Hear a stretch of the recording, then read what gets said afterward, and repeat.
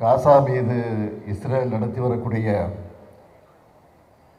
கண்மூடித்தனமான தாக்குதல்கள் நம்ம எல்லோருடைய மனதை இன்றைக்கு உலுக்கி கொண்டிருக்கிறது. நம்முடைய மனதை மட்டுமல்ல, உலகத்தையே இன்றைக்கு உலுக்கி கொண்டிருக்கிறது. பன்னாட்டு உரிமை சட்டங்களையும் ஐக்கிய நாடுகளுடைய கொள்கைகளையும் அப்பட்டமாக மீறக்கூடிய இந்த தாக்குதல்கள் உடனடியாக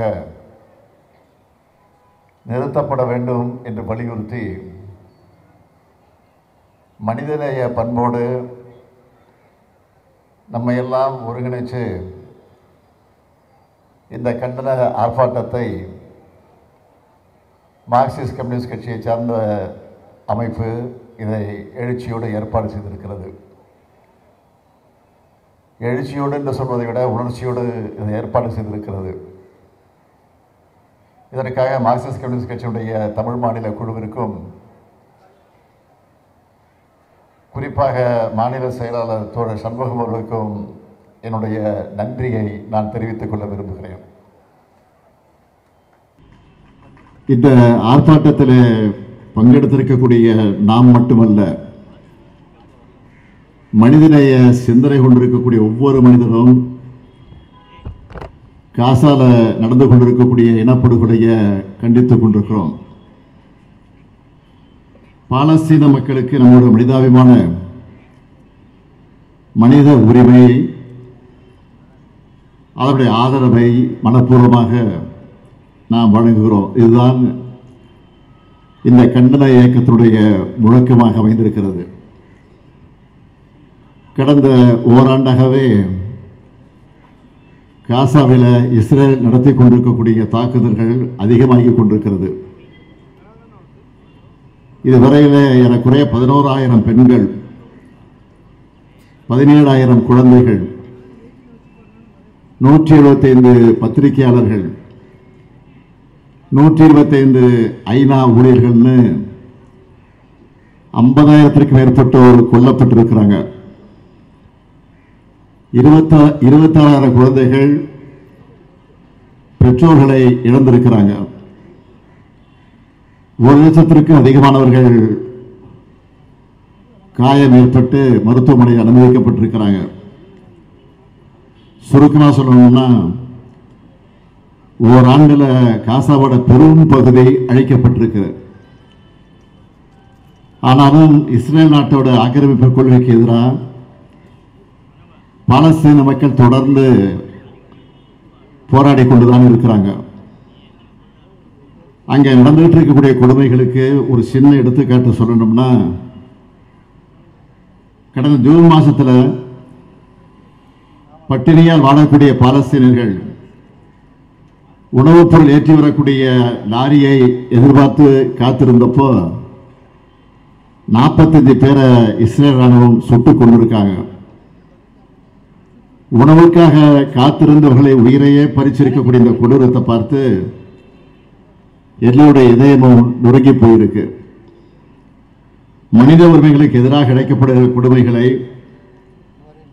இந்த அநீதியை கண்டிக்காம அமைதியா நடந்து செல்ல யாருக்காவது மனசு ஒப்புமா?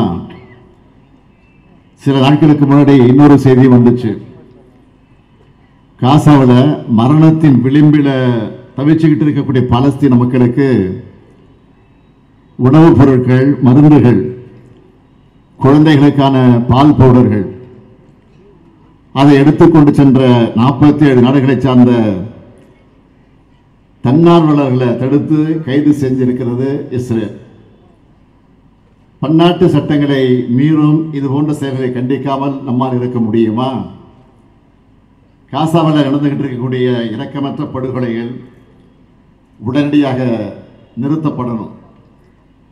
பாலஸ்தீன மக்களுக்கு இஸ்ரேல், அவர்களுக்கு எதிராக இஸ்ரேல் நடத்தி கொண்டிருக்கக்கூடிய இனப்படுகொலை உடனடியாக முடிவுக்கு கொண்டு வர வேண்டும். இதுதான் இந்த கூட்டத்தினுடைய நோக்கமாக அமைந்திருக்கிறது. இதற்கான முயற்சிகளை இந்திய ஒன்றியத்தை ஆளக்கூடிய பாஜக அரசு வேகமாக மேற்கொள்ள வேண்டும் என்று இந்த கூட்டத்தின் மூலமாக எல்லோர் சார்பிலும் நான் கேட்டுக்கொள்ள கடமைப்பட்டிருக்கிறேன். ஒன்றிய பாஜக அரசு இஸ்ரேல் மற்றும் பிற தொடர்புடைய நாடுகளுக்கு அழுத்தம் கொடுத்து இந்த தாக்குதல்களை உடனடியாக நிறுத்த நடவடிக்கை எடுத்தாக வேண்டும். ஐக்கிய நாடுகள் சபை மற்றும் பிற பன்னாட்டு அமைப்புகளுடன் இணைந்து காசாவில் அமைதியை நிலைநாட்டவும் மனிதாபிமான உதவிகளை செய்யவும் இந்திய அரசு முயற்சிக்க வேண்டும் என்று நான் கேட்டுக்கொள்கிறேன். மனிதாபிமானம் இருக்கிற எல்லோரும் இதை வேறு ஒரு நாட்டு விவகாரமாக நாம் பார்க்கக்கூடாது.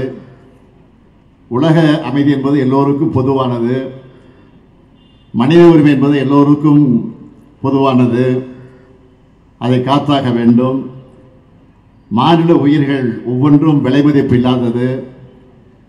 இந்த மூன்றையும் காக்கிற கடமை நம்ம எல்லாருக்கும் இருக்கிறது. இந்த மோசமான நெருக்கடியால் பாதிக்கப்பட்டிருக்கக்கூடிய மக்களுக்கு உணவு, மருத்துவம் உள்ளிட்ட எல்லா அவசிய உதவிகளும் உடனடியாக முழுமையாக வழங்கப்பட வேண்டும். பாலஸ்தீனர்களுடைய மறுவாழ்வு திட்டம், காசாவை மறு கட்டமைப்பு செய்வது, மனிதாபிமான உதவிகளை தொடர்ச்சியாக வழங்குவது ஆகிய குறித்து தெளிவான வாக்குறுதிகள் வழங்கப்படணும். அனைத்து பயண கைதிகளையும் உடனடியாக விடுவிக்கணும். உலக நாடுகள் முன்வைக்கக்கூடிய நிபந்தனைகள், உறுதிமொழிகள் பாலஸ்தீன மக்களுக்கு நன்மை செய்கிறதாக அமையணும். இந்த நேரத்தில் ஒரு முக்கியம் வாய்ந்த ஒரு செய்தியை உங்ககிட்ட நான் பகிர்ந்துக்க கடமைப்பட்டிருக்கிறேன். வருகிற 14ஆம் நாள் தமிழ்நாடு சட்டமன்ற கூட்டத்தொடர் நடைபெறவிருக்கிறது.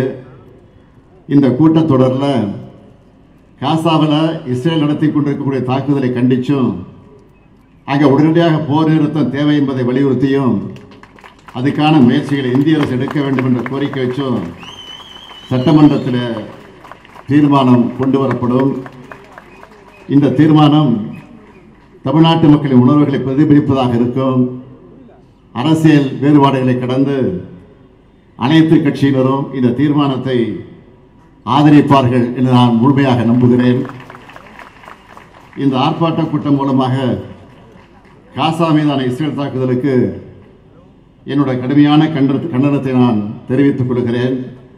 அப்பாவி மக்கள் உயிரிழப்பது உடனடியாக தடுத்து நிறுத்தப்பட வேண்டும் என்ற விருப்பத்தை கோரிக்கையாக முன்வச்சு என் உரையை நிறைவு செய்கிறேன். நன்றி, வணக்கம்.